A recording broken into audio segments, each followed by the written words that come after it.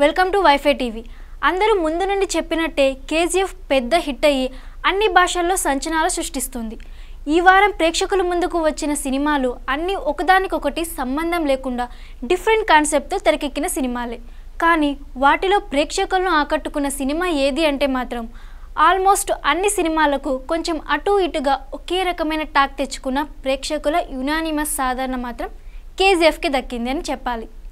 వీకెండ్లో అల్టిమేట్ ట్రెండ్లో రోజు రోజుకి గ్రోత్ని సాధిస్తూ దూసుకుపోతోంది కేజీఎఫ్ సినిమా.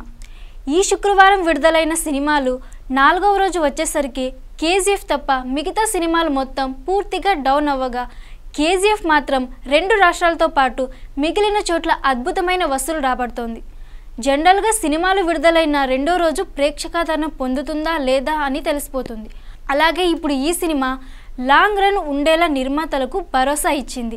4వ రోజు 2 రాష్ట్రాలలో అంచనాలకు మించి వసూలు చేస్తోంది. ఇక Christmas holiday, new year holidays ఉండడంతో ఈ సినిమా మిగిలిన రోజుల్లో కూడా ఇదే ట్రెండ్ని కొనసాగించడం ఖాయమని ట్రేడ్ వర్గాలు భావిస్తున్నాయి.